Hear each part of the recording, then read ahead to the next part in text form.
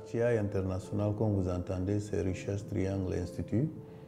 C'est une organisation internationale qui est basée aux États-Unis, en North Carolina, qui est spécialisée dans beaucoup de domaines, spécifiquement dans le cadre de la santé, de l'éducation, dans les statistiques et dans la recherche opérationnelle. Tout ça dans un but de contribuer à l'amélioration des conditions de vie des populations, des États et éventuellement des groupes d'individus et autres selon le besoin. Les objectifs du projet EpiDetect, c'est de contribuer à l'amélioration du système de la surveillance épidémiologique de la Guinée en accompagnant le ministère de la Santé à améliorer le cadre de la détection des maladies à potentiel épidémique, mais aussi leur notification dans un délai record, c'est-à-dire dans le temps réel, pourvu d'accroître la capacité du ministère de la Santé à répondre aux éventuelles épidémies qui peuvent surgir de partout dans le pays. La vision du ministère de la Santé, c'est que nous voulons renforcer la capacité de notre surveillance pour que dès qu'un événement de santé publique, c'est-à-dire un événement qui a des répercussions sur la santé d'une grande partie de la population, qu'on puisse les détecter, les diagnostiquer dans les 48 heures. Donc nous visons ça en but de diagnostiquer l'événement et pouvoir organiser la riposte de façon appropriée. Le FITP, c'est le Field Epidemiologic Training, c'est le programme de formation des épidémiologistes de terrain. Et AFINET, c'est le réseau africain des épidémiologistes de terrain. AFINET est l'organe de mise en œuvre, le lead en fait, qui fait un peu le lead par rapport à ce consortium. Donc nous sommes aussi partenaires techniques avec AFINET, on fait la mise en œuvre ensemble. Nous nous occupons du volet qu'on appelle le mentorat. Les mentors sont ceux-là qui accompagnent les participants dans le cadre de la formation, depuis la formation théorique jusqu'à la formation pratique sur terrain. Et comme vous le savez, la formation se fait à deux niveaux. Il y a le niveau théorique qui se fait à 25% du temps et il y a le niveau pratique qui se fait au niveau du terrain, au lieu même du travail des participants, à 75% du temps. Donc tout ce qui est volet vraiment accompagnement technique, coaching des participants se fait par les mentors. Donc ces mentors sont soutenus de façon financière, de façon technique et de façon logistique par RTI pour essayer de faciliter la connaissance de tout ce qui a été enseigné comme matière dans les classes durant toute la formation pendant les 3 mois de chaque cohorte. Nous avions un système de surveillance épidémiologique vraiment fragile.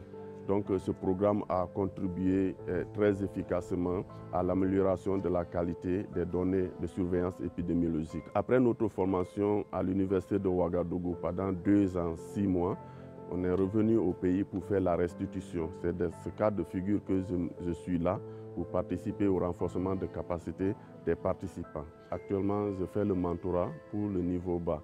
Comme vous le savez, ce programme de formation en épidémiologie de terrain se situe à 3 niveaux.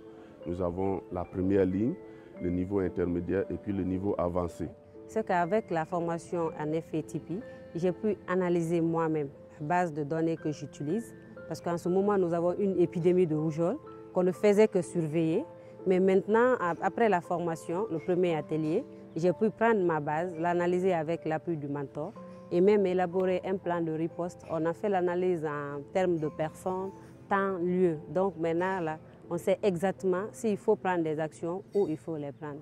Cette formation m'a permis non seulement d'harmoniser toute la base de SAP de la région, de corriger toutes les discordances qui sont dedans, d'améliorer le rapportage, mais aussi ça m'a aidé de produire le bulletin épidémiologique hebdomadaire. Chaque semaine, nous produisons le bulletin épidémiologique et ça m'a aidé à analyser toutes les courbes épidémiologiques, l'évolution des maladies sous surveillance au niveau de la région et à partager avec tous les MCM régionaux et le niveau central. RTI appuie le mentorat, c'est-à-dire ça a commencé par la formation de mentors qui était une nécessité en Guinée, vu que la Guinée n'avait pas une masse critique de personnel qui devait assurer cette fonction de mentorat.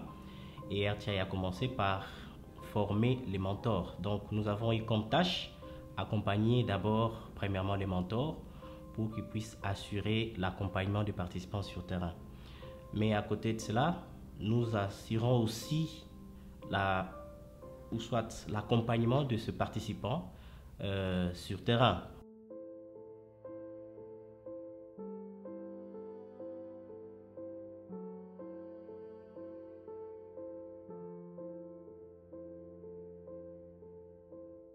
Le mentorat a ajouté l'exercice. Donc pour pouvoir assimiler, on s'exerce, on s'exerce, on s'exerce. Et cet exercice nous a permis aussi d'assimiler davantage. Parce que là où ils sont, j'ai eu à mentorer un de Dabola, un de Kissédougou et un de Dubreka. Donc les gens là, une fois sur le terrain, ils font un travail, ils m'envoient par email. Je corrige et je les renvoie par email. Donc ça, c'est un grand apport. Avant, je ne pouvais pas le faire. Maintenant, c'est grâce à cette formation que j'ai pu le faire.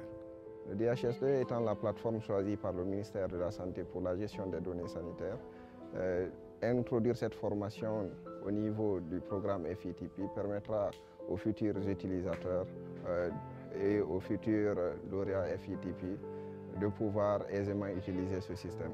J'ai été d'abord participant, aujourd'hui je suis mentor.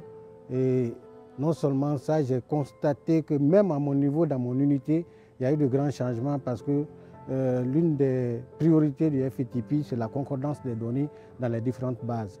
Donc, puisqu'il y a eu assez de personnel qui a été formé par rapport à ce programme-là, nous trouvons maintenant, ils sont des gestionnaires de données dans les différentes préfectures, nous trouvons une nette amélioration par rapport à la gestion des données. Je veux remercier ceux qui ont initié ce programme. Nous remercions par exemple CDC, qui est le grand bailleur, mais aussi RTI, qui est en train de faire tout ce qui est à son possible pour la réussite de ce programme sur le terrain en Guinée. Ce qu'on appelle FTP avancé, qui est la maîtrise à FTP. Donc on a déjà 5 de nos collègues qui doivent aller à Ouagadougou au Burkina Faso à partir du mois d'octobre pour pouvoir suivre cette formation de niveau avancé et qui viendront superviser et renforcer les connaissances du niveau de la première ligne et du niveau intermédiaire, qui même de pérenniser cette formation en Guinée.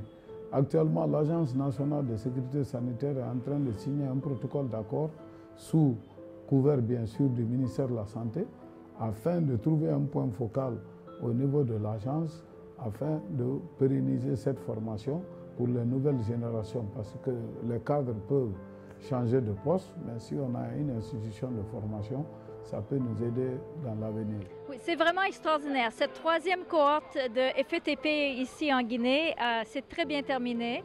En fait, ces cohortes vont travailler sur le terrain pour aider à la détection, à la réponse aux épidémies. Ils jouent un rôle très important. Les 2 cohortes précédentes ont déjà montré des grands succès sur le terrain. Et cette cohorte, en plus, est très jeune, très dynamique et implique les 3 ministères de la santé, de l'élevage et de l'environnement.